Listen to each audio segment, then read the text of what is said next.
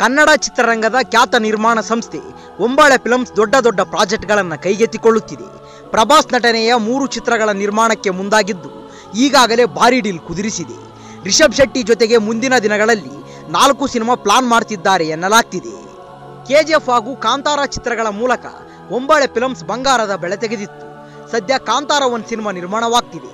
ಮುಂದೆ KGF chapter 3 ತೆರೆಗೆ ತರುವುದಾಗಿ ಘೋಷಿಸಿದ್ದಾರೆ. ಸದ್ಯ ಪ್ರಭಾಸ್ ದಿ ರಾಜ್ ಸಾಬ್ ಹಾಗೂ ಗೌಜಿ ಎನ್ನುವ ಸಿನಿಮಾಗಳಲ್ಲಿ ನಟಿಸುತ್ತಿದ್ದಾರೆ. ಪ್ಯಾನ್ ಇಂಡಿಯಾ ಮಟ್ಟದಲ್ಲಿ ಈ ಚಿತ್ರಗಳು ತೆರೆಗೆ ಬರಲಿದೆ. ಬಳಿಕ ಸಲಾರ್ 2 ಚಿತ್ರ ಪ್ರೇಕ್ಷಕರ ಮುಂದೆ ಬರುವ ನಿರೀಕ್ಷೆ ಇದೆ. ಪ್ರಭಾಸ್ ಹೀರೋ ಆಗಿ ಸ್ಪಿರಿಟ್ ಎನ್ನುವ ಚಿತ್ರ ಮಾಡಲು ಸಂದೀಪ್ ಮುಂದಾಗಿದ್ದಾರೆ. ಈ ಬಗ್ಗೆ ಸಾಕಷ್ಟು ಬಾರಿ ಮಾತನಾಡಿದ್ದಾರೆ. ಇನ್ನು ಸ್ಪಿರಿಟ್ ಚಿತ್ರದಲ್ಲಿ ಪ್ರಭಾಸ್ ಎದುರು ಕೊರಿಯನ್ ನಟ ಡಾನ್ ಲೀ ಕೂಡ ನಟಿಸುತ್ತಾರೆ ಎಂದು ಸುದ್ದಿಯಾಗಿದೆ. ಕೆಲ ದಿನಗಳ ಹಿಂದೆಯೇ ಇಂಥದ್ದೊಂದು ಊಹಾಪೋಹ ಶುರುವಾಗಿತ್ತು. ಇದೀಗ ಮತ್ತೆ ಇದೇ ವಿಚಾರ ಸೋಷಿಯಲ್ ಮೀಡಿಯಾದಲ್ಲಿ ಭಾರಿ ಚರ್ಚೆಗೆ ಕಾರಣವಾಗಿದೆ. ದಕ್ಷಿಣ ಕೊರಿಯಾದ ನಟ ಲೀ ಡಾಂಗ್ ಸಿಯೋಕ್ ಅಲಿಯಾಸ್ ಡಾನ್ ಲೀ ಭಾರತೀಯ ಸಿನಿ ರಸಿಕರಿಗೂ ಚಿರಪರಿಚಿತ. ತನ್ನ ಖಡಕ್ ನಟನೆಯಿಂದ ಡಾನ್ ಲೀ ಧೂಳೆಬ್ಬಿಸಿದ್ದಾರೆ. ಪ್ರಭಾಸ್ ವರ್ಸಸ್ ಡಾನ್ ಲೀ ಫೈಟ್ ನಿಜಕ್ಕೂ ತೆರೆ ಮೇಲೆ ಮ್ಯಾಜಿಕ್ ಮಾಡುತ್ತೆ ಎಂದು ಫ್ಯಾನ್ಸ್ ಹೇಳುತ್ತಿದ್ದಾರೆ. ಡಾನ್ ಲೀ ಸ್ಪಿರಿಟ್ ಚಿತ್ರದಲ್ಲಿ ನಟಿಸ್ತಾರಾ ಅಥವಾ ಸಲಾರ್ 2 ಚಿತ್ರದಲ್ಲಿ ಕಾಣಿಸಿಕೊಳ್ತಾರಾ ಎಂದು ಅಭಿಮಾನಿಗಳು ಚರ್ಚಿಸುತ್ತಿದ್ದಾರೆ.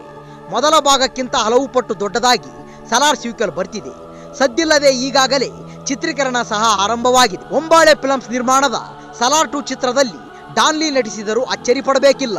ಪ್ರಭಾಸ್ ಜೊತೆ 3 ಚಿತ್ರಗಳಿಗೆ ಒಪ್ಪಂದ ಮಾಡಿಕೊಂಡಿರುವ ಒಂಬಾಳೆ ಫಿಲ್ಮ್ ಸಂಸ್ಥೆ ಅಂದಾಜು 1000 ಕೋಟಿ ರೂಪಾಯಿ ಹಣ ಹೂಡಿಕೆ ಮಾಡುವ ಸಾಧ್ಯತೆ ಇದೆ. ಹಾಗಾಗಿ ದಕ್ಷಿಣ ಕೊರಿಯಾ ನಟ ಡಾನ್ ಲೀಯನ್ನ ಭಾರತೀಯ ಚಿತ್ರರಂಗಕ್ಕೆ ಕರೆತಂದರೂ ಅಚ್ಚರಿ ಪಡಬೇಕಿಲ್ಲ.